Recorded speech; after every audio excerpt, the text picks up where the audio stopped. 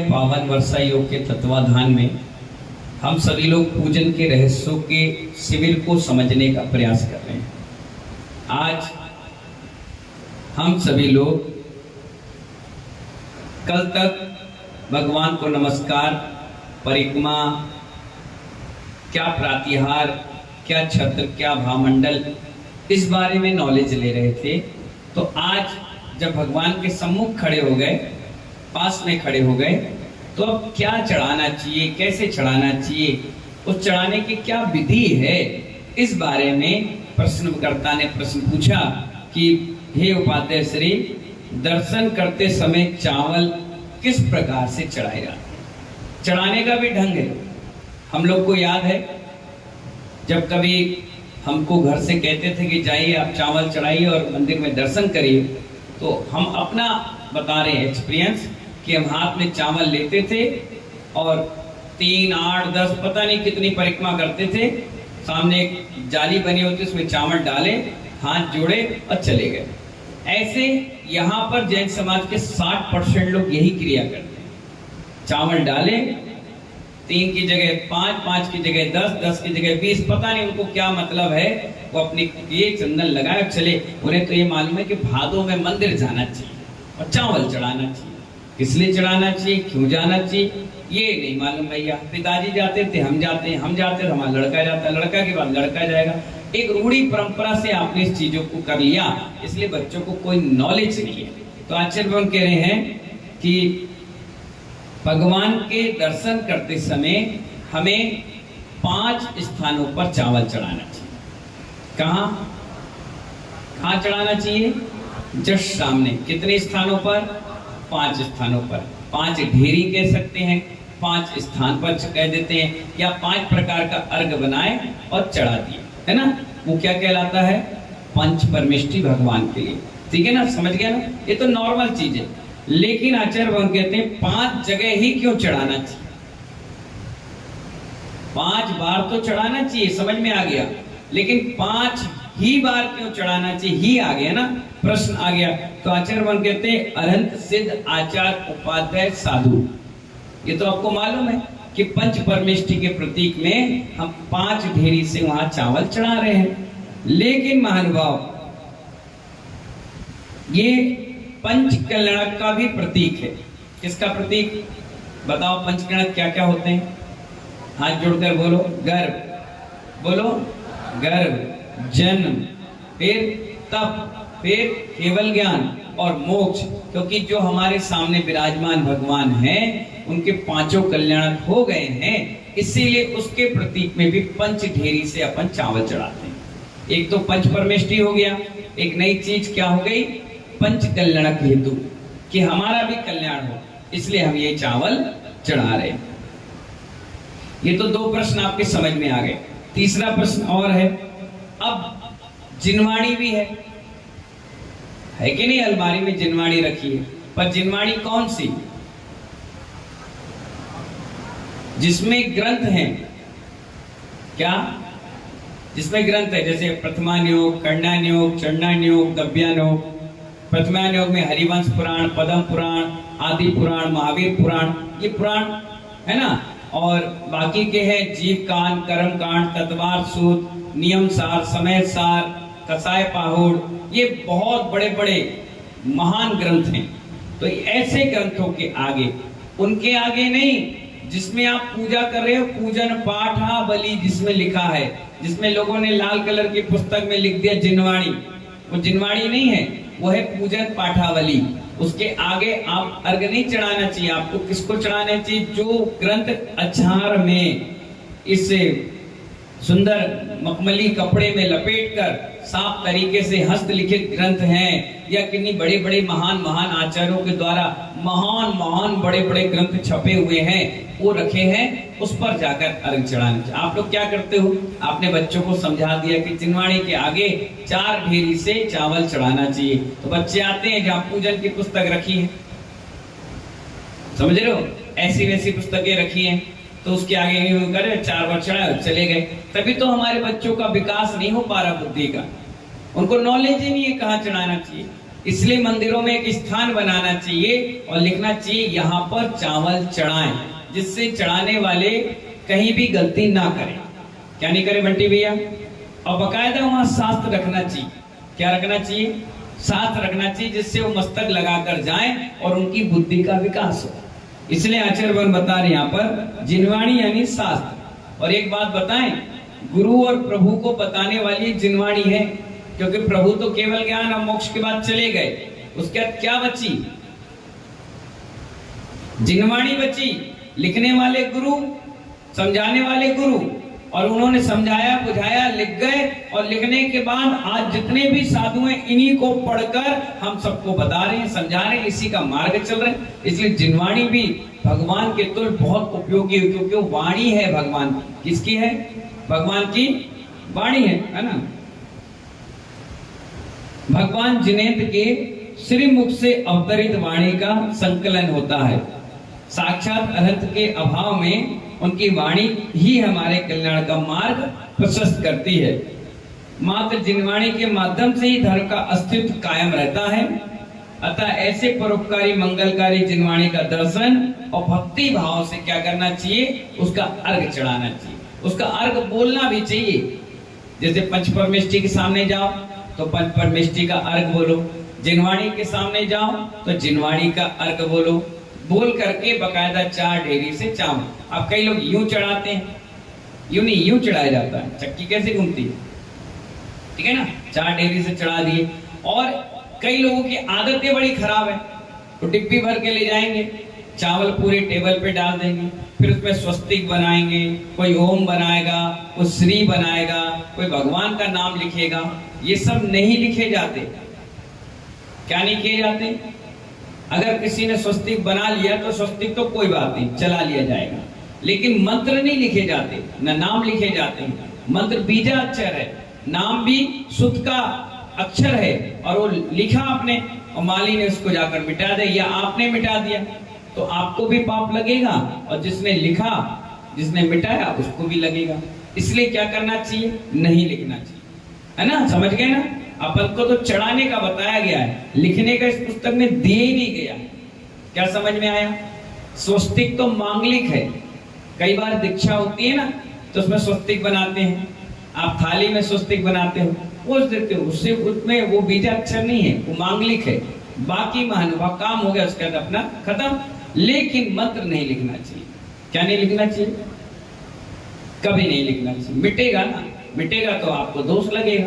इसलिए आचार्य भगवान कहते हैं जिनवाणी के सामने भी 4 ढेरी से चावल चढ़ाना चाहिए। क्यों?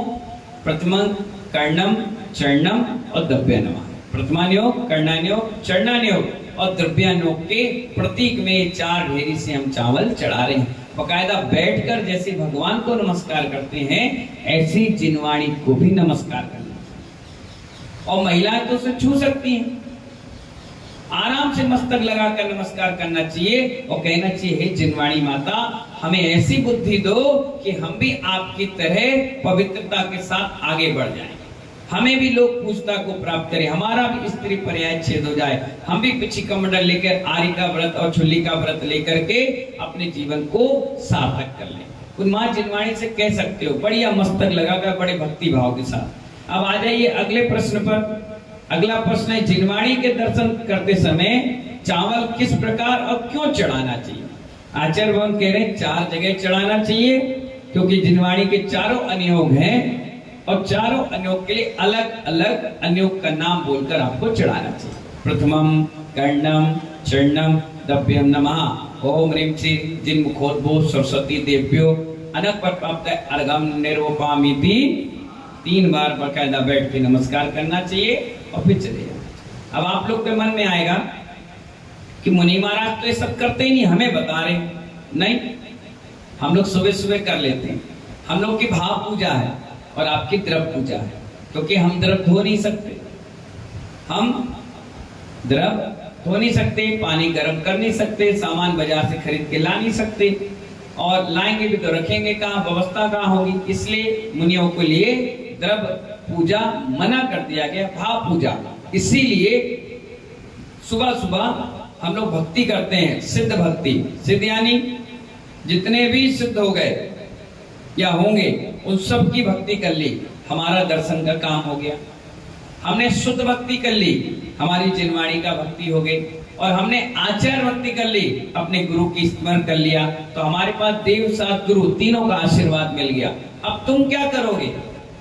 तुम्हारे लिए कहा गया चलो फटाफट मंदिर दर्शन करके आओ, दर्शन के बाद अभिषेक करो, अभिषेक के बाद पूजा करो, जिनवाणी है उसको नमस्कार करो, और नगन दिगंबर मुनिराज अगर नगर में है तो उनका अर्घ चढ़ाकर उनका भी आशीर्वाद लो, और फिर उनके प्रवचन सुन लो। आपका पूरा दिन बिल्कुल सॉलिड गुजरेगा। ये क्रिया है, समझ गए? इतना करने के बाद आपको पुण्य मिलेगा, और हमने थोड़ा सा किया तो हमें पुण्य मिल गया।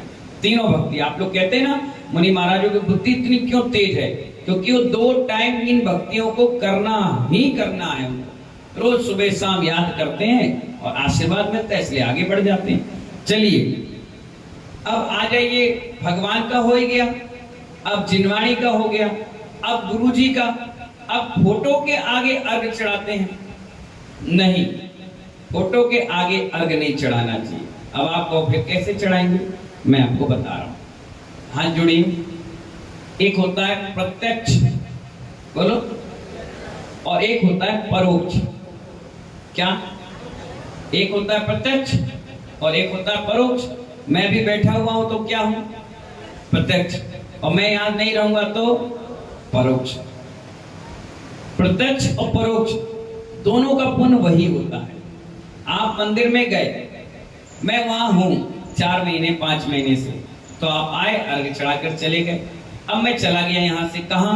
भिंड, ग्वालियर, आगरा। अब आपको रोज चढ़ाने की आदत पड़ गई। अब आप आए, फोटो देखे, फोटो में सर रखने लग गए? नहीं। वहीं अर्घ चढ़ाने लग गए? नहीं। अब आप कहोगे कई लोग करते हैं, तो मैं आपसे कहना चाहता हूं एक बार इस चीज को समझ लें। क्या कर लें? मैं भी अपने गुरु जी का अर्घ चढ़वाता हूं, शुभ भावों का निर्मल जल है, रोज करवाता हूं। लेकिन आप सुनना, मैं मंत्र कौन सा बोलता हूं? मैं कहता हूं ओम ह्रूम परम पूज आचार्य गुरुवर विराग सागर जी महाराज के चरणों में परोक्ष में नमोस्तु करते हुए अनग पर प्राप्त अर्घम निर्वपामिति। अब मुझे दोष लगे ही नहीं। अब आप कहोगे आपने भी तो फोटो को नमस्कार किया, आपने फोटो के सामने चढ़वाया, फोटो पे दीप प्रज्वलन करवाया। महानुभाव 2 चीजें होती है, प्रत्यक्ष और परोक्ष। मैंने सीधा कह दिया परोक्ष में विराजमान। मेरे भाव कहां चले गए? परोक्ष में। माध्यम क्या हो गया? फोटो। फोटो को देखकर आंख बंद करा और स्मरण कर लिया गुरु का, चढ़ा दिया, वही पुण्य मिला जो उनके सामने बैठकर मिलता है। और आप लोग क्या करते हो? आप बोलते ही नहीं हो, आप तो यूं के नहीं चढ़ाए भग गए।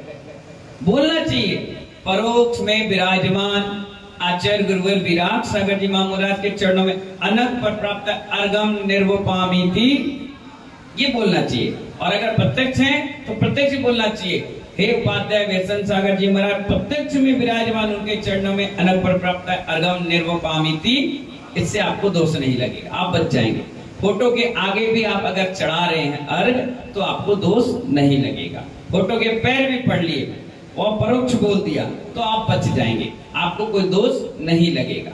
हालांकि हमारे यहाँ फोटो पूजनी नहीं होती, क्योंकि उसमें सूरमन देंगे ही नहीं, उसमें अंकान्यास करेंगे नहीं, लेकिन माध्यम रखा गया है कि इनको देखकर उनकी याद कर ले। जैसे प्रतिमा है, प्रतिमा मंदिर में है, वो भगवान नहीं है, क्या है? वो प्रतिमा है, लेकिन भगवान ऐसे थे इसलिए हम नमस्कार कर रहे हैं, इसलिए आपको दोष नहीं लगेगा। नए होते नए, स्थापना निक्षेप नए, स्थापना निक्षेप नए से। हालांकि तीर्थंकर के माता पिता तो गए, अब अपन बनाते क्यों हैं? सिर्फ स्थापना निक्षेप नए से। कौन सा निक्षेप है वो? स्थापना निक्षेप नए से, कि ये वो थे उसकी कल्पना करके। ठीक है ना? समझे कि नहीं समझे? जैसे धुआं निकल रहा है झुपड़िया से, तो आपने दूर से क्या अंदाज लगाया कि कहीं ना कहीं आग लगी है, कहीं ना कहीं भोजन बन रहा है। हाथी के पैर दिख गए तो आपको लगा हाथी यहाँ आसपास है ना? गाड़ी के चक्के दिखे तो आपको लगा कोई गया था, है। तो ऐसे ही हमारे यहाँ स्थापना निक्षेपने से बताया गया कि वो ऐसे थे, इसलिए इनको नमस्कार करो तो वही पुण्य मिलेगा जो उस समय तात्कालिक भगवान का है। समझ गए ना? इसीलिए स्थापना निक्षेपने के हिसाब से सारी क्रियाएं चलती है पंचणक की। अब सौदर में कोई बन गया और चल पा नहीं रहा, 4 लोग पकड़ के ला रहे, मंच पे बैठा रहे, 4 लोग हिला रहे डुला रहे, तो सौदरमिंद क्या ऐसा होता है? कुबेर बन गया, वो पत्थरा को उड़ा रहे, लो 2 रुपये वाले, और कह रहे हम कुबेर हैं। क्या कुबेर ऐसा करता है? बताओ। यज्ञनायक चक्रवर्ती की तरह होता है, ऐसे होता है, काला कलूटा सा, तोंद निकली हुई, मूंछ निकली हुई, बाल आधे झड़े हुए, ऐसे होते हैं इंद्र। ये स्थापना निक्षेप न है, क्या है?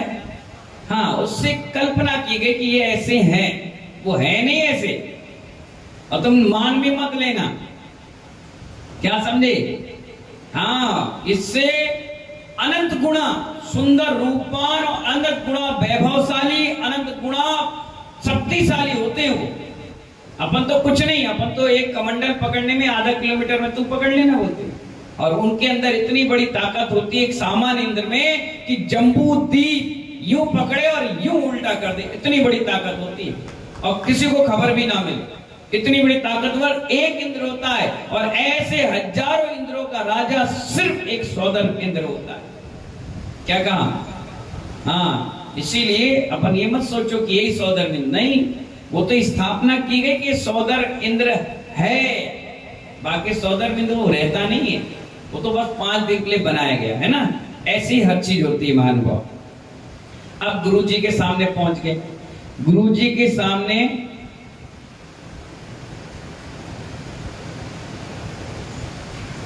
आचार्य भगवान इसमें बता रहे हैं, वैसे तो जिनवाणी की कृपा से कल्याण का मार्ग प्रशस्त होता है, फिर भी जिन्हें भगवान की वाणी गंभीर और अपने आप में गहन रहस्य छुपाए है, उस रहस्य को हर अल्प ज्ञानी व्यक्ति समझ नहीं सकता।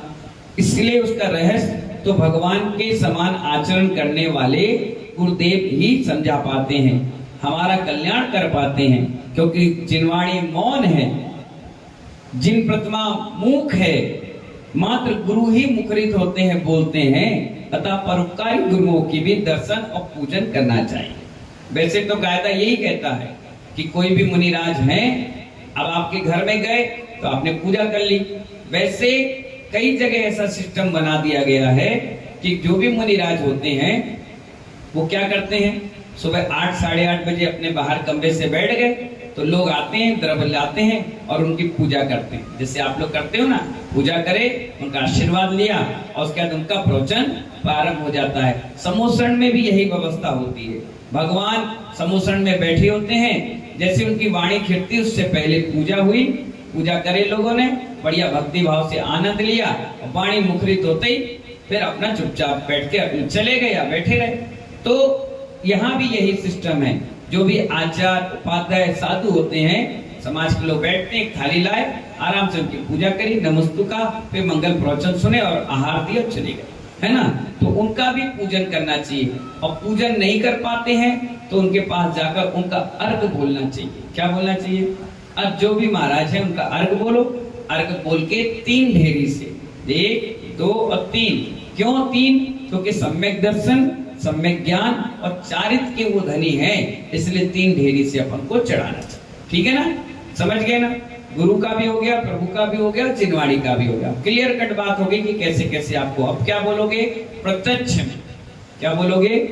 प्रत्यक्ष में विराजमान। और भगवान के पास जाओगे, फोटो अगर है, अगर वहां गए और दोष नहीं चाहिए, अपन को निर्दोष क्रिया करना है, तो परोक्ष बोल दो। क्या बोल दो? परोक्ष। रत्नात्रय के हिसाब से हो गए ना, समझ में आ गए ना? चलिए, मंदिर में वेदी की परिक्रमा क्यों दी जाती? प्रश्न आपके मन में भी आएगा कि भाई बिना परिक्रमा के कर लो। जिस मंदिर में, सुन लीजिए बड़े कान खोलकर, जिस मंदिर में परिक्रमा नहीं होती है, क्या क्या बोलो जोर से, वो मंदिर अधूरा रहता है। परिक्रमा बहुत जरूरी है, चाहे मूल नायक बेदी की क्यों ना हो, होना चाहिए। अगर नहीं है तो बनाइए और करिए। बिना परिक्रमा के दर्शन अधूरा। क्या कहा? एक बात बताओ मुझे, एक बात बताना, पूछने। चलिए, कोई ऐसा व्यक्ति है जिसकी शादी हुई और उसने फेरे नहीं लिए?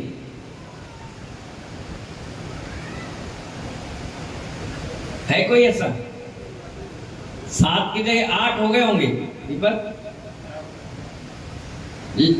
7 की जगह 4, 3, 5 हुए होंगे, लेकिन फेरे जरूर हुए होंगे। चाहे हिंदू हो, चाहे जैन हो, चाहे बनिया हो, कोई भी हुआ हो, वो फेरे तो जरूर लिया होगा। ये वशीकरण मंत्र है, ये फेरे लेना। क्या है ये? अबे भैया, अबू भैया, ये क्या है? फेरे लेना क्या है? वशीकरण मंत्र है। अगर कोई व्यक्ति आपकी 3 बार परिक्रमा कर ले तो वो आपके बस में हो गया। क्या हो गया? अभी आर्क ले जाएंगे, 3 परिक्रमा दिए, आपने कहा इधर चलो, चलो भैया, उधर चलो, उधर चलो, ऊपर चलो, ऊपर बैठो, बैठो, हाथ खोलो, हाँ लो, जो देंगे चुपचाप लो। ये वशीकरण मंत्र है। जब एक महिला एक पुरुष के साथ 7 फेरे ले लेती है तो मरते दम तक साथ नहीं छोड़ती। पूरी रोताइन की तरह काम करती है बाई बन करके। कपड़ा धोएगी, बर्तन मांजेगी, बच्चों को पालेगी, घर में कूड़ा करकट साफ करेगी। अब दीपावली आएगी, देखना, पूरी भूत बने फिरेगी। पति को कोई मतलब नहीं, वो तो टिप टॉप होकर के आएगा, पैसे दे जाएगा, और तुम लगे रहो किसकी तरह? महारानी लक्ष्मीबाई की तरह लगे रहो सेवा में, बढ़िया है ना। तो ऐसी जिंदगी क्यों? क्योंकि वशीकरण मंत्र है।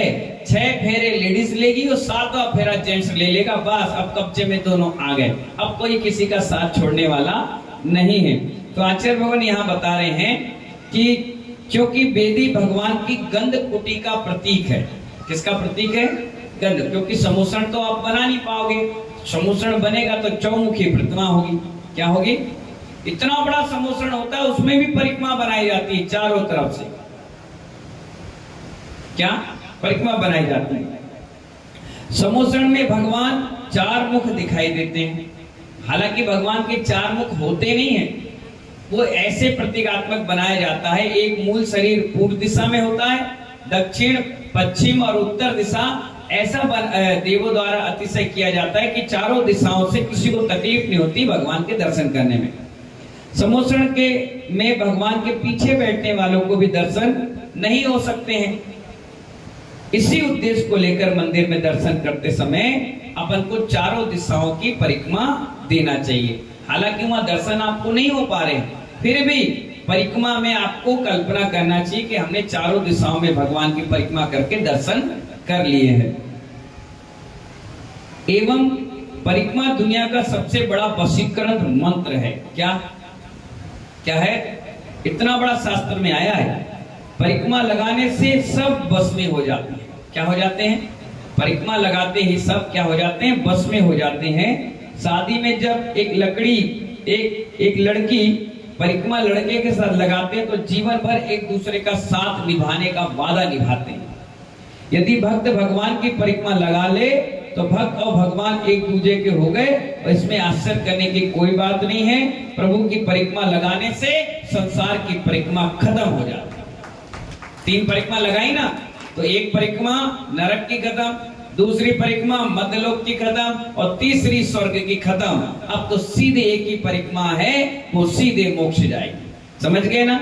इस प्रकार से आज आपको चावल चढ़ाने का, और कौन से भगवान पर कितने चावल, कब, कैसे, क्यों चढ़ाना, और गुरुओं के सामने क्या किस प्रकार से बोल करके भगवान जिनवाणी के सामने और मंदिर की वेदी के। अब कल चलेंगे 3 परिक्रमा क्यों देते हैं, शिखर क्यों बनते हैं, शिखर पे कलश क्यों चढ़ाते हैं, और कलश और ध्वजा क्यों लगाई जाती है। इस पर पूरा डिस्कशन कल चलेगा। ये सारे प्रश्न कल हैं, कल बताएंगे। जब तक के लिए जय बोले महावीर भगवान की।